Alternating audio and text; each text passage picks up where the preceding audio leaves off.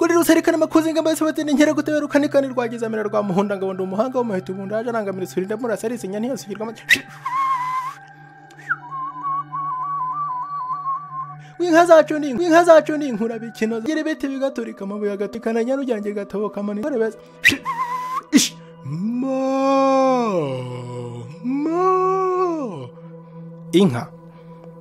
inka mu muco nyarwanda zikabamo inyamba zigatwurwa umwami zikamurikirwa abatware wazibangurira ku nkuku zikabyara ibigarama. Inka isobanuye iki mu muco nyarwanda kugeza ubwo nyakubahwa perezida wa Repubulika Paul Kagame yiyemeje kuzigabira abanyarwanda.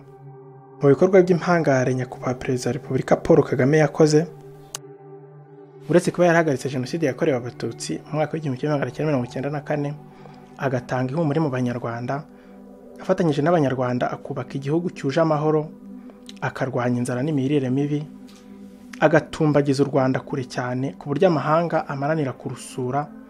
Igikomeye yakoze kandi yakoreye abanyarwanda nuko yabakamiye, aricyo gituma bamwita umubyeyi w'igihugu, baba wa taifa.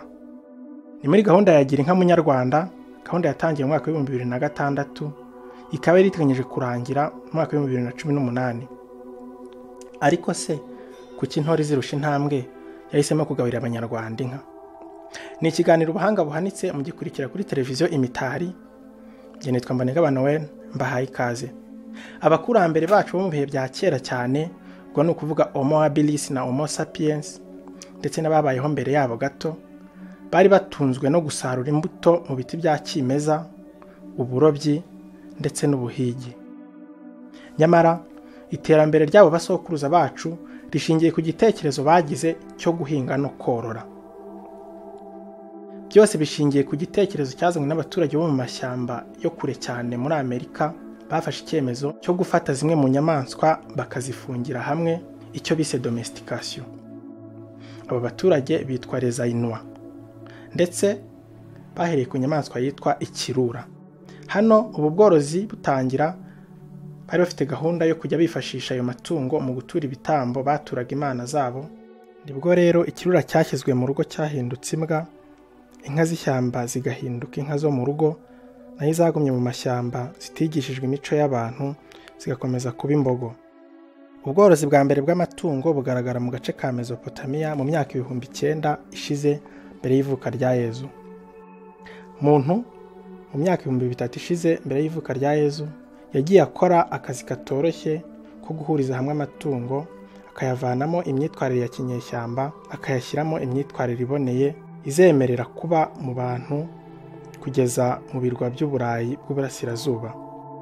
Mu gihe cy'ikubitiro Antiquité, ubworozi bwasaga naho bushingiye ku gutanga inyama, ariko ubworozi bukomeye bwakomeje kugenda butanga undi musaruro, harimo amata, amavuta, impu zo gukoramo imyenda n'inkweto, ubwoya bwo kubohamo amahema, amahembe yo gukoramo imitako n'intwaro zo kurwanisha, ibikoresho by'umuziki ndetse n'ibindi. Muri Amerika ibisekuruza bimwe byakoraga ubworozi nabo bita aba Inka.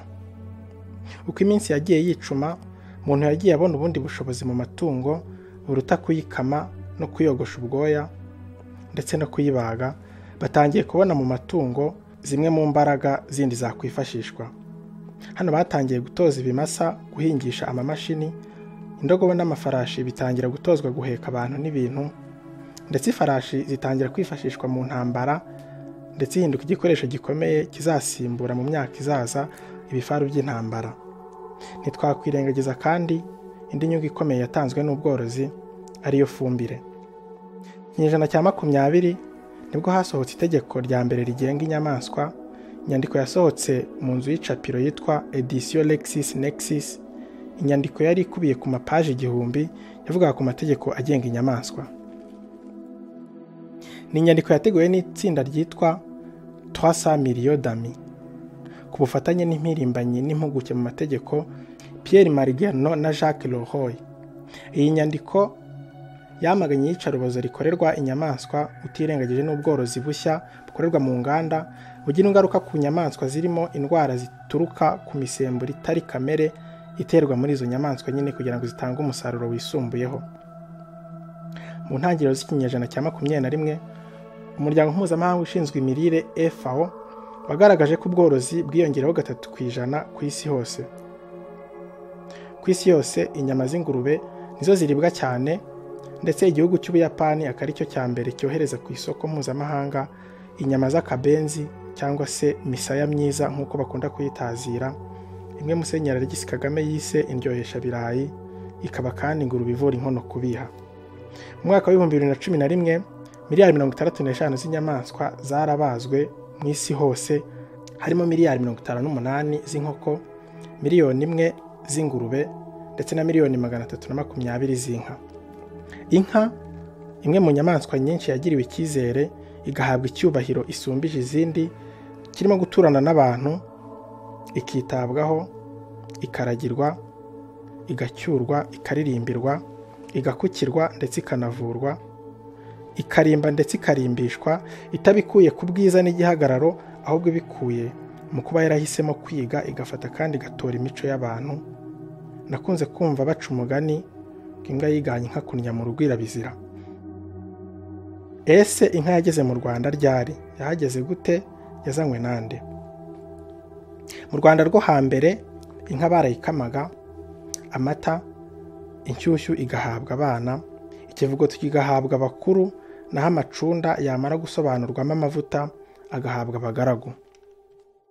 Mu kubaga habagwaga inka z'ibimasa, amabuguma, ingumba ni ukuvuga inka zanze kwima, ndetse n'izipfishije, kuko cyaraziraga kubaga inka y'imbyeyi cyangwa se ishashi. Inka rero cyari ikimenyetso cy'ubukungu, icyubahiro n'urukundo, maze ugukunze akayikugabira. Inka yifashishwaga mu mihango wo gukwa, ikavamo inkwano, yifashishwaga kandi mu kuragura ndetse n'indi mihango. Akenshi umutwe w'ingabo wakundaga kugira n'umutwe w'inka bigendana. Inka rero zari iz'umwami nyiri u Rwanda, akagabira uwo ashatse, ugomye akamunyaga. Ariko se inka yageze mu Rwanda ryari? Yazanywe nande? Iyaduka ry'inka mu Rwanda riboneka mu gitekerezo cy'ibimanuka, inkuru y'impanuka rya Gihanga Ngoma ijana wahanze inka n'ingoma, nk'uko tubikesha umwanditsi w'amateka Musenyeri Alegisi Kagame mu gitabo cye yise Inganji Karinga ku rupapuro rwa 75. Umunsi umwe rero Gihanga yambitse umuhigo. Mu guhiguka rero abahigi be bahigukana inyamaswa, mu kuyigeza mu rugo bamaze kuyibaga, abagore be Nyamususa na Nyirampirangwe baza gupfa uruhu rw'iyo nyamaswa, kugeza ubwo umukobwa wa Nyamususa atabaye nyina atera igisongo Nyirampirangwe aramwica n'uwatwite. Nyuma yo kumwica atinya ko se yamugirira nabi, niko kumenengana ahungira mu ishyamba. Ageze yahasanga umugabo wabagayo witwa Kazigaba. Yaramufashe rero aramurongora aramutunga. Bukeye rero Nyirarucyaba ajya mu murima w'uburo kugesa, ahageze ahasanga igisimba cyahabyariye kirimo kikamira ku butaka. Byamatsiko akoze urutoki aho kikamiye ararigata, yumva biraryoshye. Abikojeje Kazigaba baragenda bafata cya gisimba n'icyana cyacyo babizana mu rugo. Nibwo rero Nyirarucyaba yenze icyansi aragenda akubaganya amabere yacyo, maze abona amataraje, baratereka baranywa bararyoherwa. Nyirarucyaba rero abaye aho. Bukeye yigira inama yo kujya kureba se ngo hato atazamuhingukaho akurikiye umuhigo akamugirira nabi. Afata icyansi acyuzuza amata ya yanka, nuko ajya kureba se Gihanga. Ageze yasanga Gihanga afite indwara yo mu nda yamushegeshe, maze amuha kuri ya mata asomyeho mu nda haracururuka. Nibwo Gihanga amushimiye cyane, maze aramusezerera amasaba kuzajya amuzanira kuri ayo mata. Nyirarucyaba agishingura ikirenge, Gihanga asigara acura umugambi wo kuzafata Kazigaba akamunyaga iyo nka. Hamwe rero n'abapfumu be Gihanga ashimuta ya nka, nuko abapfumu be bamubwira ko bazazitegera ku mugezi aho zivubuka zije kurisha mu rufunzo, maze bakazibuza gusubirayo. Bagiye umugambi rero baragenda bazitegeraho zakukiraga zije kurisha, bazibuza gusubira inyuma, usibye imfizi yarimo yazitegekaga yitwaga Rutenderi, yakomwe na Gashumba wari waraye mu biti kubera ubwoba. Nuko Gihanga azana umubare w'inka nyinshi mu Rwanda, ikindi gice kinini gisubiranayo na Rutenderi, imfizi yaziyoboraga, ari naho havuye imvugo ngo sigaho udakoma rutenderi nka gashumba wayikomye igasubirana y'inka. Nuko inka rero zaje mu Rwanda zizanywe na Gihanga. Nyuma y'uko rero abami basimburanye ku ngoma bakomeje kuyiha agaciro, nyakubahwa Perezida wa Repubulika mu gushaka kuzamura imibereho y'Abanyarwanda yabagabiye inka ndetse abashishikariza gukomeza kugabirana, bityo bigakwira mu Rwanda hose.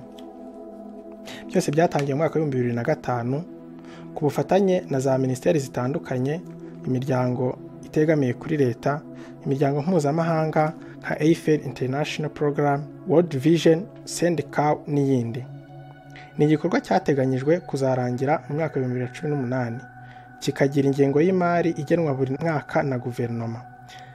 Intego nyamukuru yari yo kurwanya imirire mibi mu Banyarwanda ndetse no kuzamura ubukungu bw'imiryango ikennye. Ni gahunda yatangiye mu turere twose tw'igihugu. Mu bikorwa byakozwe harimo gutoranya abazashyikirizwa izo nka hifashishijwe inzego z'ibanze. Iyi gahunda rero yahinduye imibereho y'Abanyarwanda ku buryo benshi mu bo yagabiye bamwirahira mu ruhame bati yampaye nka perezida. Kugeza ubu mu mwaka wa 2020 imiryango irenga 177,200 yabonye inka. Nta kabuza ko bakomeje kuziturirana byagera mu gihugu hose ndetse bikanambuka imipaka n'abaturanyi bakatwirahira maze nabo bwaki bakayikubita ishoti. Intego y'iyi gahunda ni yo kuzageza ku miryango 350 by'Abanyarwanda inka nziza. Ni igikorwa gikurikiranwa na Bwana Dr. Pascal Nyabinwa. Nawe rero ntuzigere wivutsa uburenganzira bwo gutunga kandi umubyeyi w'igihugu yarakuremeye. Ni ikiganiro ubuhanga buhanitse mugikurikirana ku Mitari TV. Niba ukeneye amakuru anoze kandi akugereraho igihe, wakanda ahanditse subscribe cyangwa se s'abone ndetse ugakora na share ukabisangiza abandi kugira ngo bibagereho nabo. Mbifurije ishya n'ihirwe gutunga no gutungira i Rwanda.